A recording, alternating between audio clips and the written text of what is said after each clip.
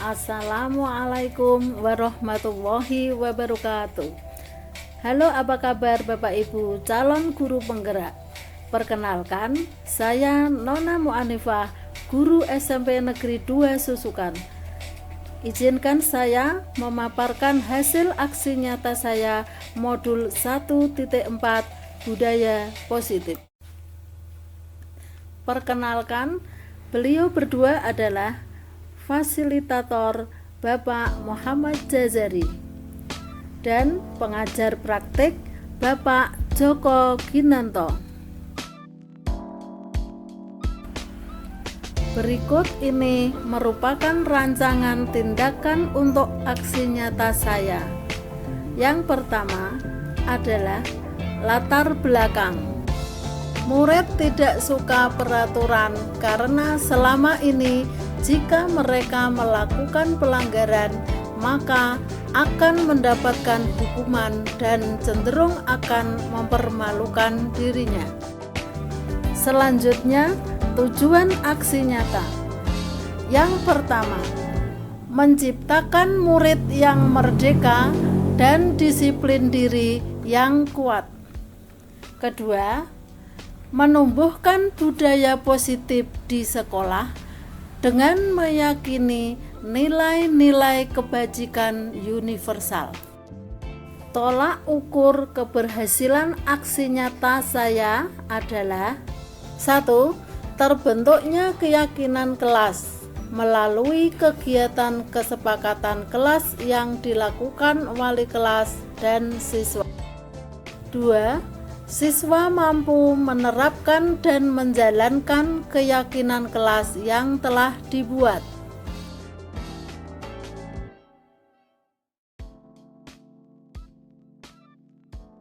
Selanjutnya, lini masa tindakan atau langkah-langkah tindakan yang akan dilakukan adalah: yang pertama, menghadap kepala sekolah untuk menjelaskan pentingnya penanaman budaya positif dan keyakinan kelas di sekolah, serta meminta izin untuk mendesiminasikan bersama rekan guru.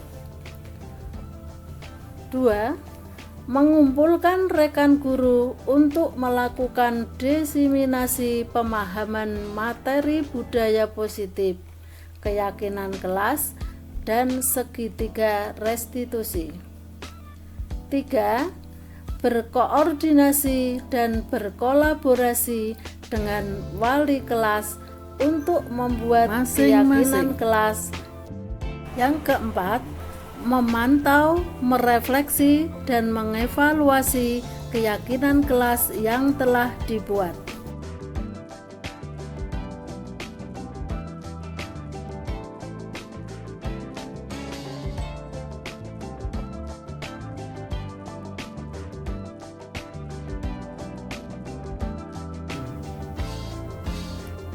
Berikut adalah merupakan dukungan yang dibutuhkan. Yang pertama, dukungan dari kepala sekolah, rekan guru, serta murid agar tindakan yang telah disusun dapat dilakukan secara lancar dan menyeluruh. 2.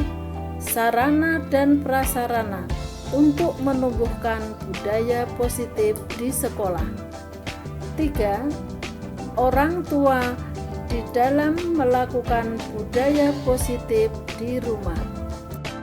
Berikut ini merupakan kegiatan disiminasi di sekolah mengenai pemahaman dan pengalaman budaya positif.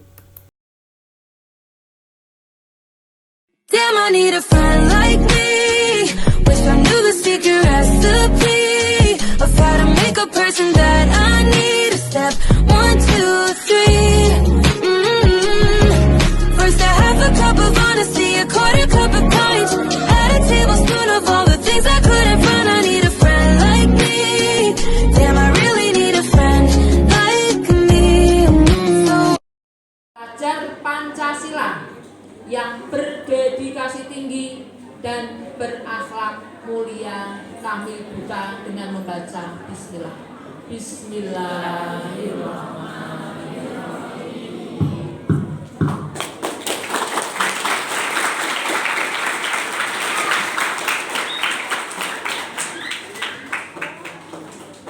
Tetap semangat anak-anak ya. Kalian beda SD dengan SMP, jumlahnya lebih banyak. Sekitar berapa tadi Bu Guru waktu upacara menyampaikan? Sekitar 600. Yang 600 hati-hati dalam bergaul, hati-hati dalam berteman. Intinya kalau akan maju, akan sukses harus tertib dengan aturan. Baik itu di rumah,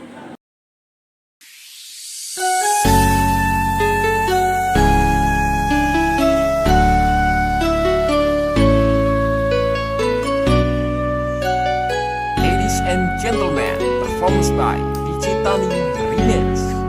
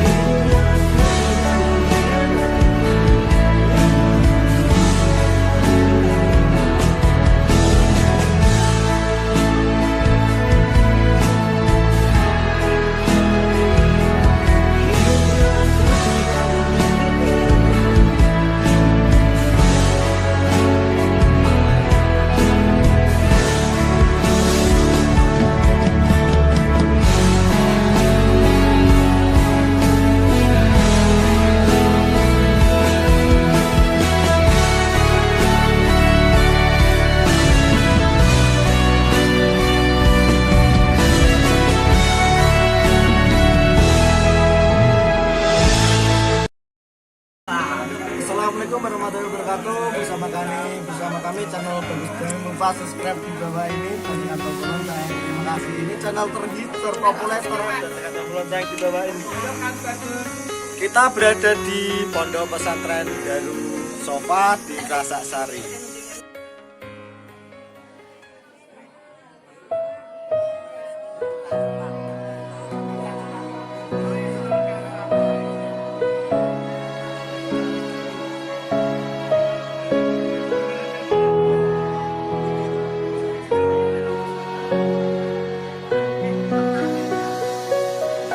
ربي خلق طه من نور فيه احترام فيه احترام نادى مؤذن يا مختار أنت الأمين أنت الأمين لما ارتقى البيت المعمور صلى إمام صلى إمام لما ارتقى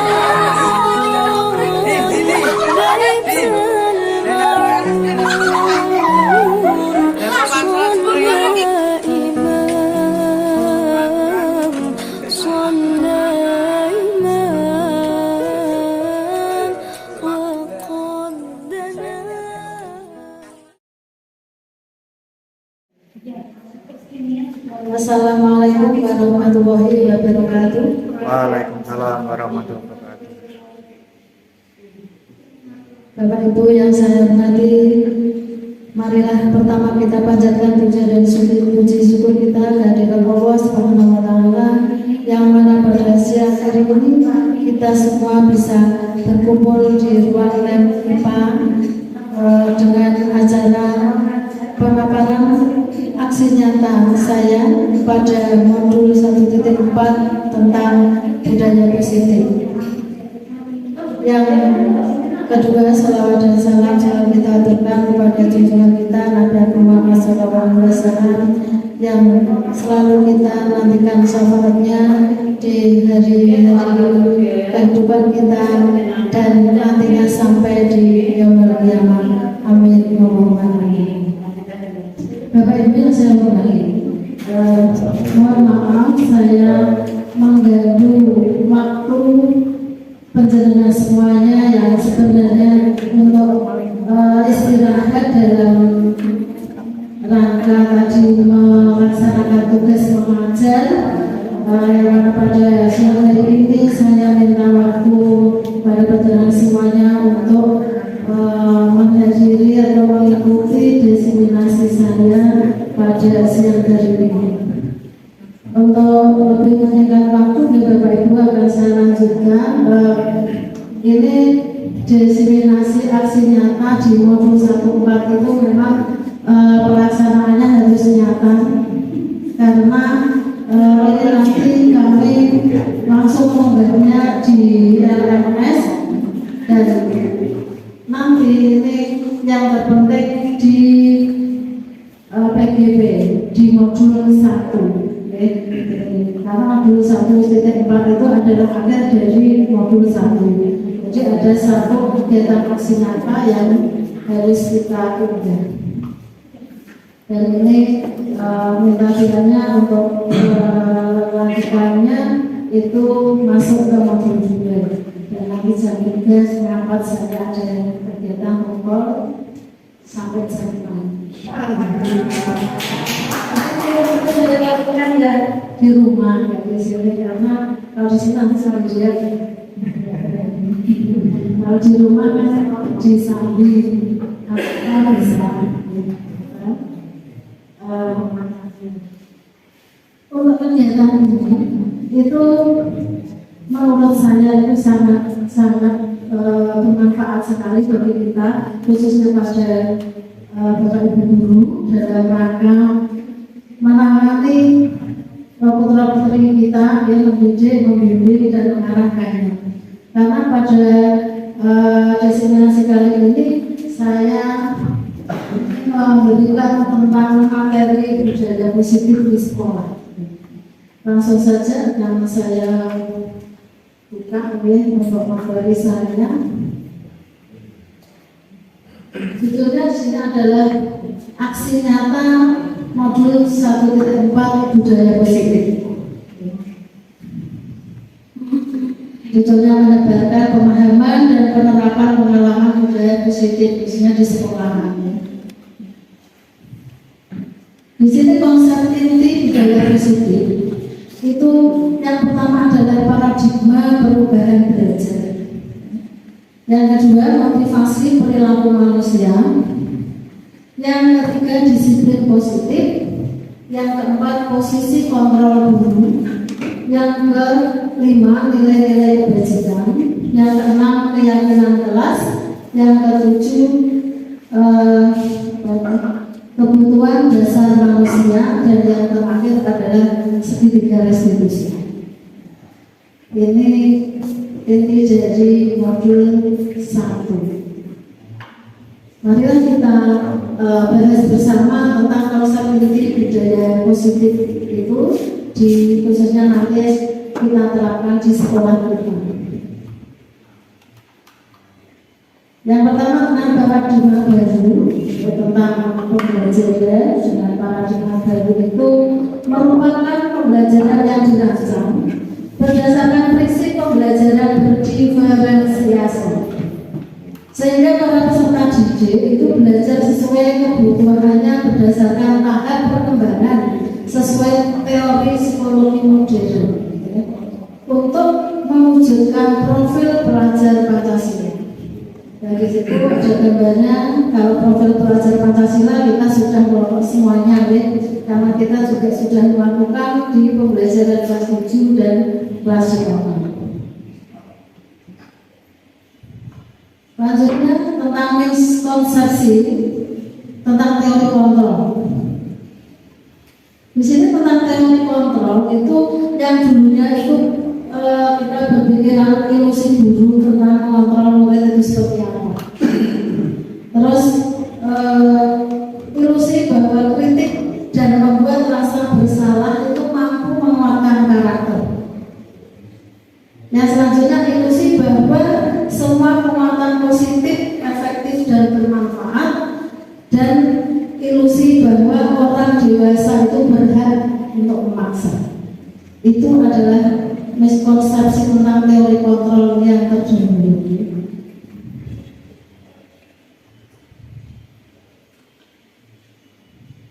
Selanjutnya di sini dilanjutkan dengan mengubah paradigma stimulus respon ke pendekatan teori kontrol. Di situ ada realitas, kebutuhan kita itu apa, teori kontrol tentang dunia itu realitas. Terus semua orang melihat hal yang sama, dan selanjutnya itu bisa dibaca mengenai mengubah paradigma dari stimulus respon ke pendekatan teori kontrol. Ya, jadi nanti kita yang bahas itu tentang teori kontrol.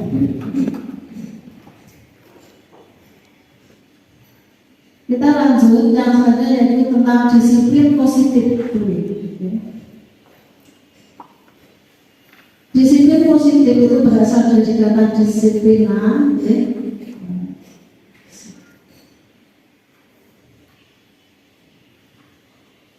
yang artinya adalah belajar. Ya, di sini mengacu pada disiplin diri yang memiliki tanggung jawab terhadap apa yang dilakukannya berdasarkan nilai-nilai yang diyakini. Disiplin positif merupakan salah satu cara penerapan disiplin yang bertujuan untuk menumbuhkan kesadaran serta memberdayakan peserta didik tanpa imbalan penghargaan atau ancaman atau hukuman. nanti kita bahas bersama ke depannya tentang hukuman, ancaman, dan pemberian hidup. Sebagai pendidik, tujuan kita itu menciptakan peserta didik yang memiliki disiplin diri sehingga mereka itu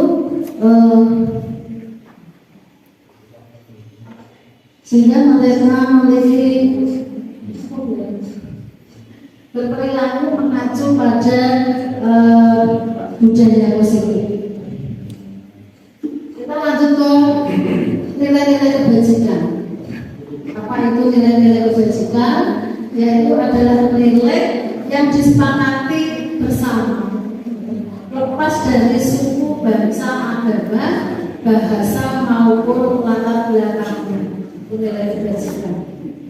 Ya, di sini ada contoh nilai kebajikan, yaitu tentang beriman, profil pelajar Pancasila itu beriman dan bertakwa kepada Tuhan Yang Maha Esa dan berakhlak mulia, berkebinekaan global, gotong royong, mandiri, kreatif dan bernalar kritis. Di sini di nilai kebajikannya itu ada toleransi, rasa hormat, integritas, mandiri, menghargai, antusias, empati, keingintahuan, kreativitas, kerjasama, dan komitmen. Dan keterampilannya dapat dipercaya, lurus hati. Kita lanjut.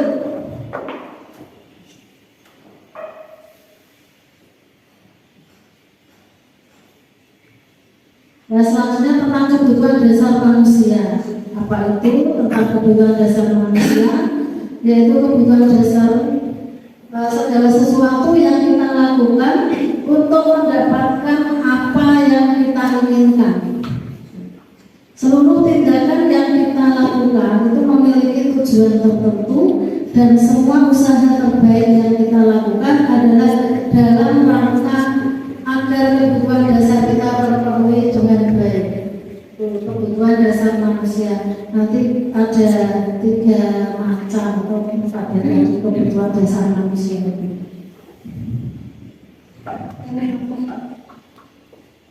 Nah, ini kebutuhan dasar manusia. Yang pertama untuk bertahan hidup. Bertahan hidup. Ada makanan, tempat tinggal, keamanan, kesehatan. Yang kedua kasih sayang dan rasa diterima. Di sini rasa diterima itu dipedulikan, berbagi, kerjasama, menjadi bagian dalam kelompok. Terus yang selanjutnya penguasaan, itu harga diri, keinginan untuk dianggap memimpin, berprestasinya diakui dan dijaga. Yang kebebasan itu mandiri, memiliki pilihan, mencoba hal baru, mampu mengendalikan arah diri. Yang terakhir kesenangan yaitu bermain, humor, antusiasme dan tertawa. Kesenangan. Nah, itu adalah 5 kebutuhan dasar manusia.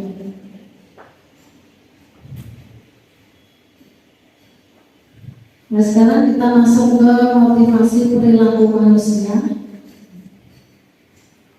Di sini ada motivasi intrinsik dan motivasi ekstrinsik. Kalau motivasi intrinsik, ya, ini untuk menjadi orang yang mereka inginkan dan menghargai diri sendiri dengan nilai-nilai yang mereka percaya. Ekstrinsiknya menghindari ketidaknyamanan atau hukuman. Nah, motivasi ekstrinsik juga untuk mendapatkan imbalan atau penghargaan dari orang lain. Ini motivasi perilaku manusia didasarkan dari 2 arah, yaitu ekstrinsik dan intrinsik.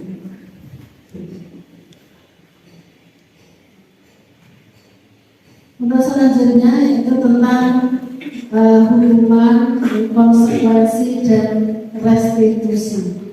Nah, di sini apa perbedaan dari hukuman, konsekuensi dan restitusi.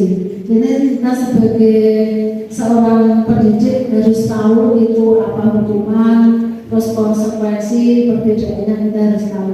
Dan nanti untuk mengatasi permasalahan kita hendaknya memakai segitiga restitusi. Di sini dijelaskan bahwa hukuman itu biasa jalankan dengan tidak terencana atau tiba-tiba, dan murid tidak tahu apa yang akan terjadi, karena murid itu kan tidak dilibatkan. Ini hukuman dan bersifat satu arah, jadi dari guru ke murid, berupa hukuman fisik atau psikis. Ini hukuman macamnya seperti itu. Konsekuensi itu terencana, disepakati sesuai peraturan. Murid tetap dibuat tidak nyaman, walaupun konsekuensi itu terencana disepakati, tapi murid tetap merasa tidak nyaman. Sikap guru selalu memonitor murid, itu konsekuensi. Nah, sekarang yang restitusi. Ini untuk penyelesaian permasalahan. Apakah harus dengan hukuman? Apa harus dengan konsekuensi yang harus kita jalankan untuk menyelesaikan permasalahan? Nah, di sini itu kita diharapkan menggunakan segitiga restitusi, yaitu proses menciptakan kondisi bagi murid untuk memperbaiki kesalahannya. Proses kolaboratif yang mengajarkan murid untuk mencari solusi sendiri. Tadi saya sempat berbincang-bincang dengan ketiga rekan saya kalau mengenai hukuman, konsekuensi, dan restitusi. Sebenarnya untuk pelaksanaan restitusi itu dari guru BK itu sudah melaksanakan, tetapi belum begitu terarah dulu. Setelah saya mengikuti guru penggerak ini, baru tahu oh ternyata segitiga restitusi itu seperti itu. Padahal kalau seperti ini kan saya sudah biasa melakukan dengan anak-anak, kalau konseling itu seperti apa itu sudah biasa. Tapi saya baru tahu kalau langkah-langkah yang kita temui dalam konseling itu dinamakan restitusi. Dan di sini restitusi itu ternyata ada alurnya, ada alurnya. Nah, ini bagaimana kita lihat seperti apa. Oh, ini perlu posisi kontrol dulu tadi ya. Posisi kontrol dulu.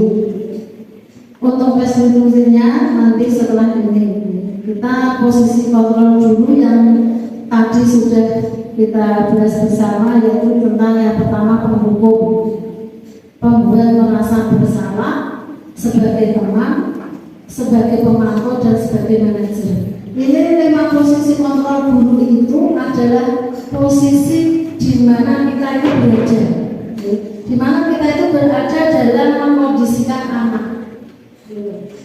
Apakah kita itu sebagai penghukum? Apakah kita itu sebagai pembuat rasa bersalah? Apakah kita itu sebagai teman? Apa sebagai pemantau? Dan yang terakhir itu sebagai manajer. Dan kita hendaknya seharusnya seperti apa? Ini nanti akan kita bahas bersama tentang 5 posisi kontrol dulu.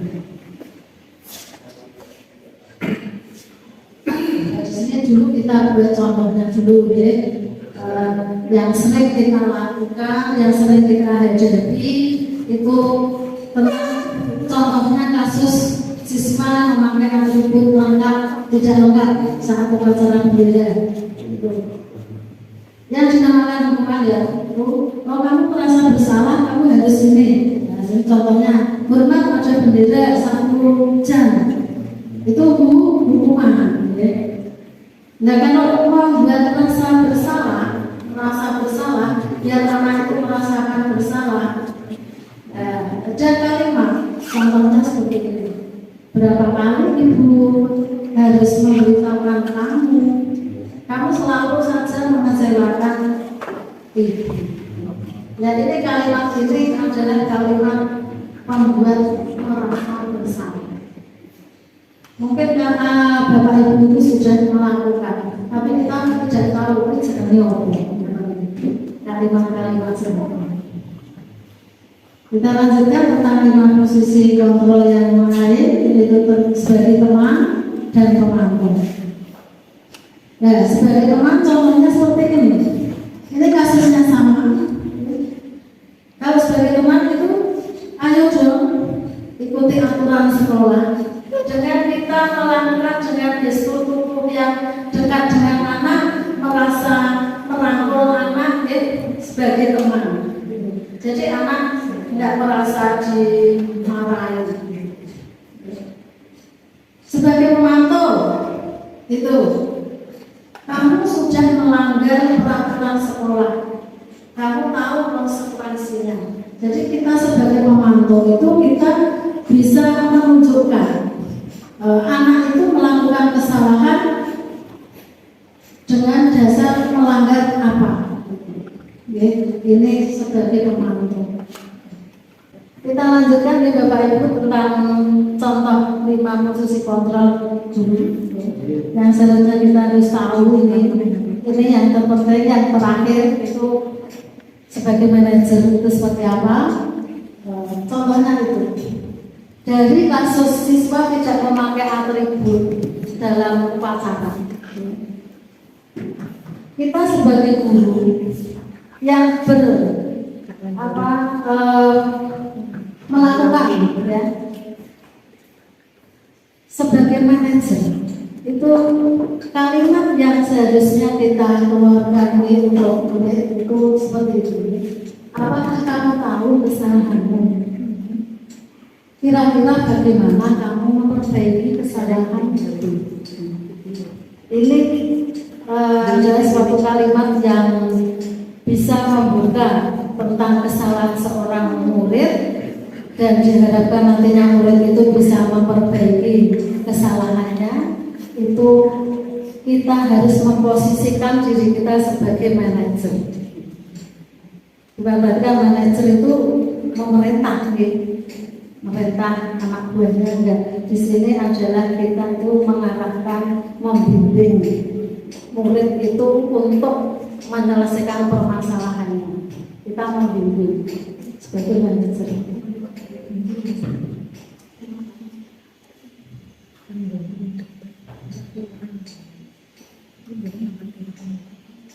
Untuk selanjutnya nih Bapak Ibu, nah itu posisi kontrol apakah aku?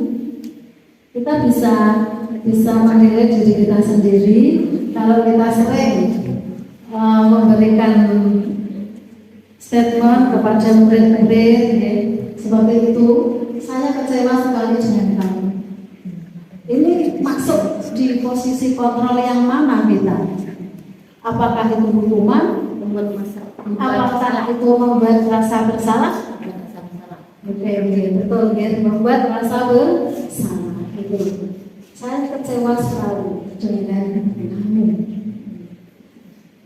Ya, kita harus bisa mengajari mengontrol diri kita. Kita harus memposisikan di mana posisi kontrol yang apa, yang seperti apa dalam menangani permasalahan anak didik kita. Yang selanjutnya ini nanti posisi kontrolnya seperti apa, di mana kita. Kamu tidak pernah benar melakukannya. Ini posisi kontrol yang berapa, Bapak? Apakah tadi merasa bersalah? Apa teman? Hukuman. Ya? Apa hukuman? Ya? Atau sebagai pemantau? Pemantau itu memberi solusi, memberi kesempatan. Tuh, pemantau itu memberikan kamu. Kalau tadi contohnya itu kamu merasa kamu itu melakukan kesalahan itu sudah melanggar dari peraturan. Jadi kita memberikan suatu gambaran, oh kamu itu melakukan kesalahan, kamu melanggar ini, pelaturan ini. Itu memantau. Kita memberikan aturan yang berlaku. Jadi memberikan kerangka konkret.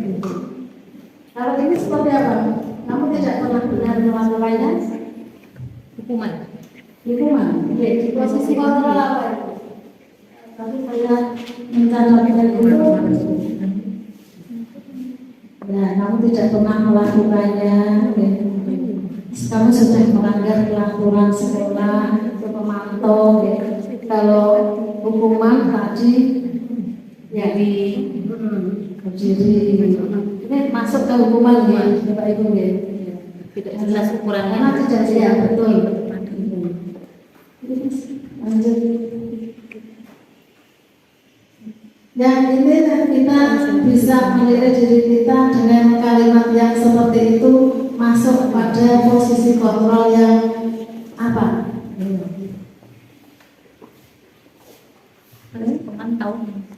Apa rencanamu untuk menyelesaikan masalah ini? Pemantau? Oke, pemantau.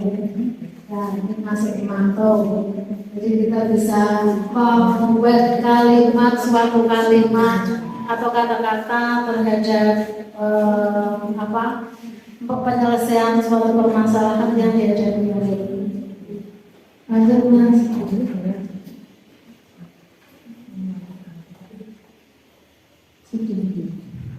Nah, masih ada satu. Ini, ayolah lakukan dengan atau ibu apa itu? Nah, sebagai teman, ya. Di sini kalau sebagai teman itu kita merasa dekat dengan anak, ya. Terus anak juga tidak merasa dihukum, dimarahi, ya. Anak juga merasa enak karena merasa dekat dengan guru. Terus yang selanjutnya, ya, ini kamu tidak pernah mendapat nilai jika mengerjakan tugas. Masuk di pemantau atau kontrol atau ya, oke, manajerial, ya manajerial. 100 itu juga tinggi. Jadi yang diharapkan Bapak Ibu semua, kita sebagai guru itu berposisi di mana? Yang tertinggi adalah manajerial. Jadi nanti kita menyelesaikan permasalahan itu akan enak, ya. Dan anak juga merasa diterima, ya. Tidak dimarahi terus, ya. Karena sebagai contoh anak kita itu dengan kalimat-kalimat yang sedikit nyentil itu anak sudah marah, gitu. Anak-anak sekarang seperti itu, ya. Jadi ya kita harus ada pendekatan khusus, ya. Kita harus memposisikan kita itu di mana. Nah itu tadi ada lima posisi kontrol itu kita harus tahu juga.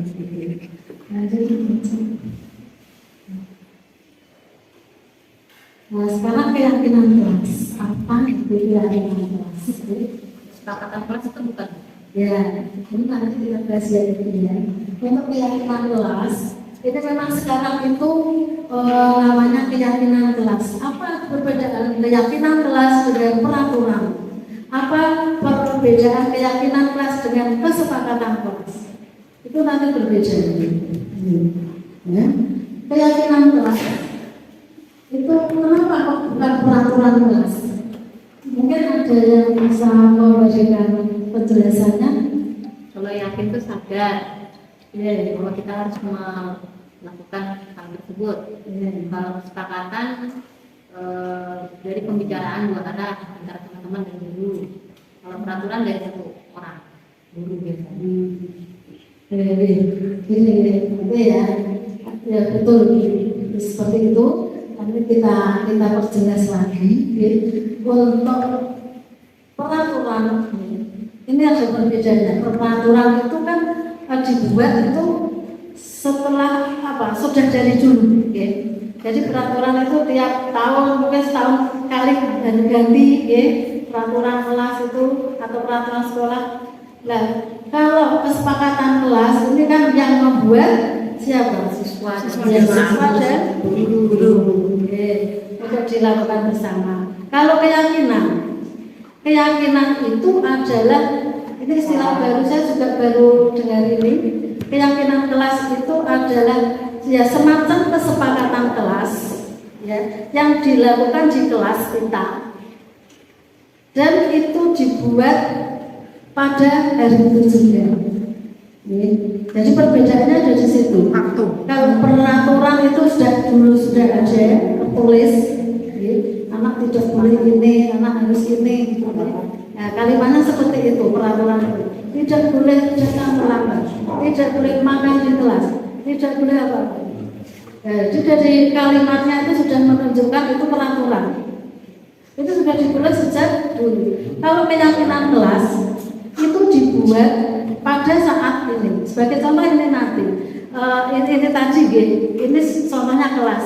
Sebelum saya memberikan materi, itu kita buka dulu dengan adanya peraturan keyakinan kelas.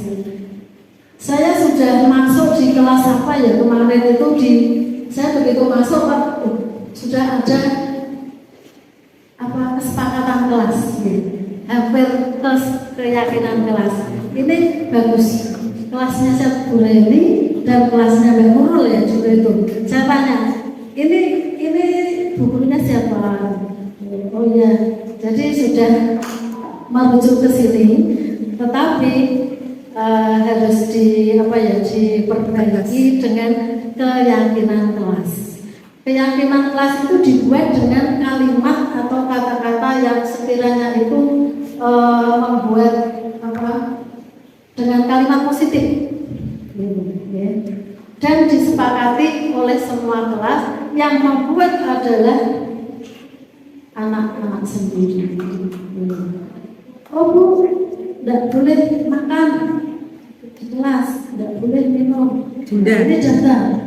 Nah, dari kalimat-kalimat tidak boleh ini, tidak boleh ini, tidak boleh ini, kita perjelas lagi dengan kalimat yang positif. Dari kalimat positif terus dibuat ke keyakinan kelas. Keyakinan kelas tidak harus banyak. Contohnya keyakinan kelas disiplin. Itu sudah kalimat yang semua orang tahu. Oh, disiplin itu sing kepiye. Itu. Terus dari orang-orang di luar sana, di luar negeri sana, disiplin itu ya artinya seperti itu. Jadi arti dari disiplin sana, Amerika atau Inggris sana dengan disiplin di sini itu sama. Itu yang dinamakan kalimat di keyakinan kelas. Contohnya seperti itu. Jadi keyakinan kelas itu marilah khususnya yang di kelas 7 dan 8 ini kan kita sudah Merdeka Belajar. Itu diharapkan seperti itu. Sebelum materi kita itu itu kita buat dulu keyakinan kelas. Supaya apa? Tujuannya itu agar anak-anak itu bisa melakukan pembelajaran itu dengan nyaman, dengan enak, tidak ada tekanan. Karena apa? Keyakinan kelas itu yang membuat mereka sendiri, bukan kita. Kita nggak bisa membuat itu. Yang membuat mereka sendiri. Itu.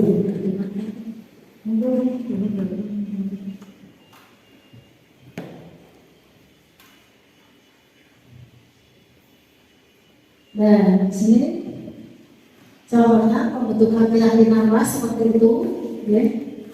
Nah, bersifat abstrak, ya. Berupa pernyataan universal. Seperti tadi seperti saya contohkan, disiplin di sini dengan disiplin di Inggris sana sama artinya. Itu yang dinamakan pernyataan universal. Terus kata-katanya gini, kami senang melakukan disiplin, kami senang berdisiplin gitu. Kalimatnya itu cukup disiplin itu aja sudah masuk satu kata itu. iya gitu. Terus dibuat dalam pernyataan yang positif seperti tadi ya, kalimatnya positif. Terus yang selanjutnya sedikit saja agar mudah diingat. Anak-anak itu kan kalau banyak-banyak ya seperti itu kan ya. Gitu. Terus sesuai dengan kondisi kelas dan sekolah sehingga mudah diterapkan. Yang selanjutnya semua warga sekolah atau warga kelas dilibatkan saat membuat keyakinan kelas. Ya, seperti yang saya terangkan tadi, yang membuat itu adalah murid, bukan kita. Kita hanya memfasilitasi saja. Kalau bisa bagus di anak diberikan kertas seperti di gambar itu ditempel, ditulis sendiri anaknya menulis kemudian seperti ini, seperti juga. Maaf Bu, apa itu nanti ada sanksi berdasarkan Nggak ada. misalnya bertentangan dengan keyakinan tanpa sanksi? Enggak ada. Kalau sudah dilakukan apa pernyataan itu keyakinan itu dari anak sendiri, anak itu sudah merasa, oh saya gawe aku dewi.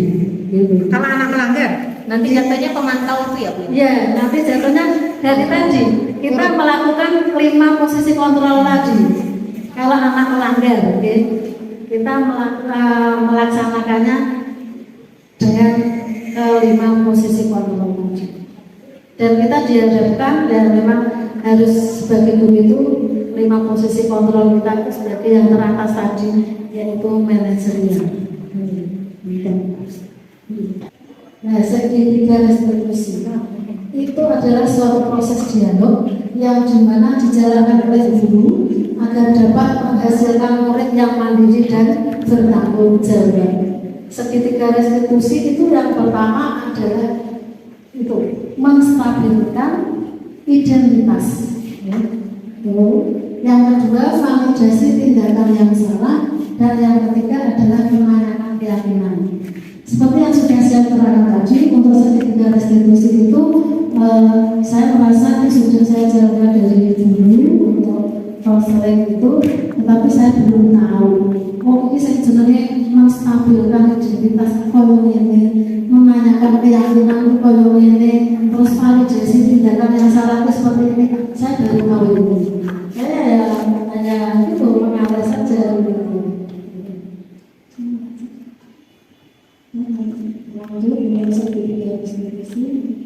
Nah, apa itu menstabilkan identitas? Membuat kesalahan adalah bagian dari proses pembelajaran. Ya. Terus validasi tindakan yang salah jika ya. Kalimatnya seperti itu. Kamu pasti punya alasan untuk melakukan hal itu. Di sini ibu tidak akan mencari siapa yang salah, tetapi mari kita cari penyelesaiannya bersama. Untuk validasi tindakan yang salah seperti itu. Jelas. Yang terakhir adalah menanyakan keyakinan.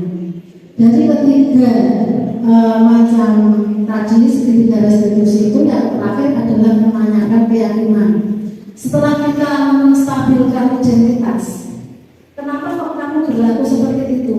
Kenapa kok kamu berkelahi? Ya. Ada apa?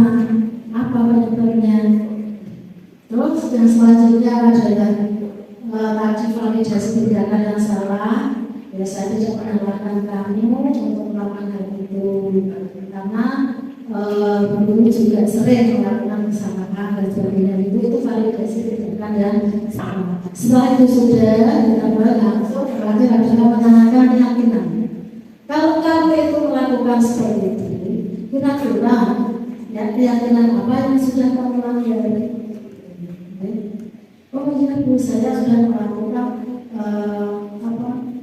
melanggar dari salah peraturan dari peraturan tidak boleh mencopet karena harus berlaku jujur gitu ya. Jadi menanyakan keyakinan kelas itu untuk membalikan pemikiran anak tentang aturan-aturan yang sudah dilaksanakan atau keyakinan kelas yang sudah dibuat bersama tadi. Terus lanjut. Nah itu kalimat-kalimatnya bisa seperti itu, contohnya seperti itu. Dan ini contohnya yang kemarin saya lihat sendiri videonya, kan masa sih kurang. Ya, itu kita melakukannya di ruangan saya. Ini pertama prosesnya dari tadi segitiga resolusi menstabilkan identitas. Jadi yang itu disambung dengan ya, ucapan salam, kemudian terus ditanyakan kenapa kamu melahirkan asahan seperti itu.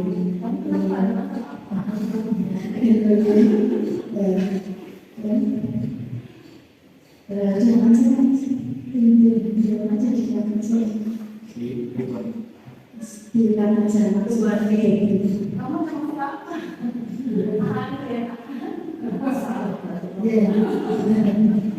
Saya kita harus sedikit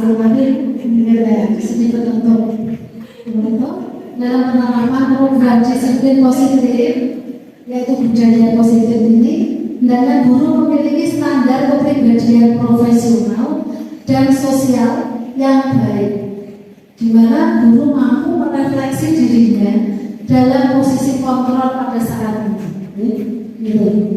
Bagaimana perjalanan dirinya sebagai among, manajer among. Kita itu ngomong, ngomong itu kan tidak boleh di semene dihukum, ya kita harus mengarahkan yang menuntut murid-muridnya menjadi insan yang mandiri, merdeka dan bertanggung jawab.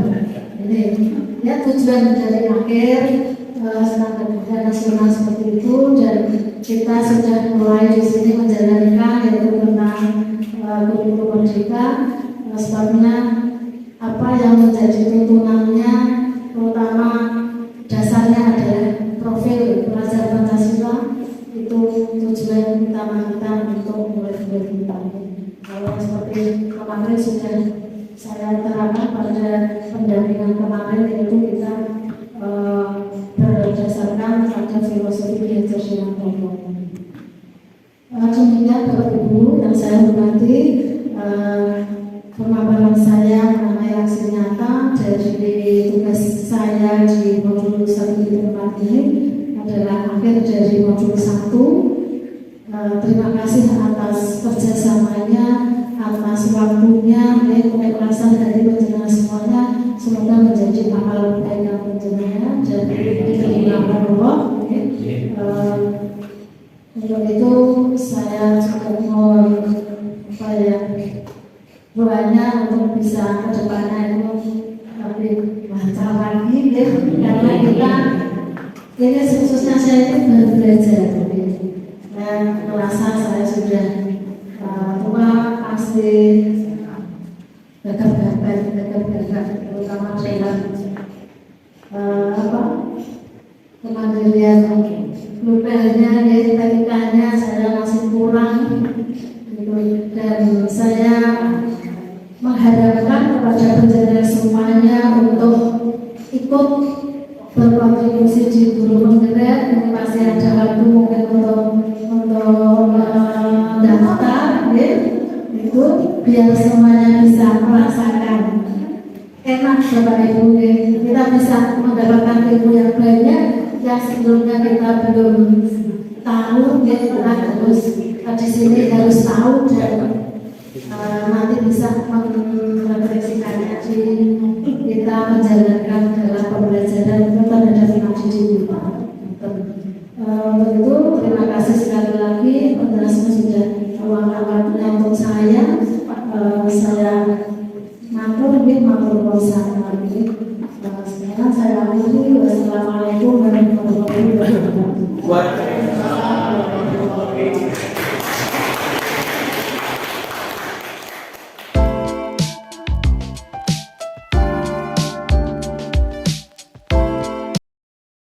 Assalamualaikum warahmatullahi wabarakatuh. Saya Gumiati SPD MPD selaku Wakil Kepala SMP Negeri Susukan akan memberikan tanggapan berkaitan dengan pemaparan atau diseminasi guru kami, Ibu Nona Mu'anifah SPD, tentang apa itu budaya disiplin. Untuk pemaparan beliau saat itu alhamdulillah sangat bagus, jelas, dan komunikatif, sehingga kami dan rekan-rekan bisa memahami apa itu disiplin positif. Anak-anak akan kita minta untuk melaksanakan semua tata tertib dengan baik, tanpa dengan ancaman, tanpa adanya kekerasan, dan mereka akan sadar bahwa itu adalah tanggung jawab mereka. Berikutnya juga ada ilmu baru yang kami dapatkan, apa itu yang dinamakan dengan hukuman, konsekuensi, dan restitusi. Insya Allah dengan adanya pemaparan beliau kemarin, kami dan teman-teman mendapatkan ilmu yang baru. Berikutnya harapan kami kepada Ibu Nona Mu'anifah SPD sebagai calon guru penggerak angkatan 8, nanti beliau bisa menjadi salah satu pelopor di sekolah kami untuk bisa menerapkan apa itu budaya disiplin dan bisa menjadi motivasi untuk sekolah kami bergerak lebih maju. Semoga dengan adanya aksi nyata dari Ibu Nona, nanti teman-teman kami juga bisa tergerak untuk ikut berkontribusi di guru penggerak. Demikian tanggapan kami. Terima kasih. Assalamualaikum warahmatullahi wabarakatuh.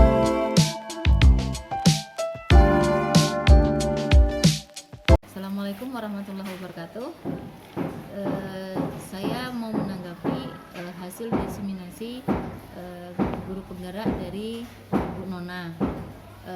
Informasi yang dipaparkan itu sangat jelas dan mudah dipahami, sehingga saya memiliki persepsi bahwa ternyata mendisiplinkan anak itu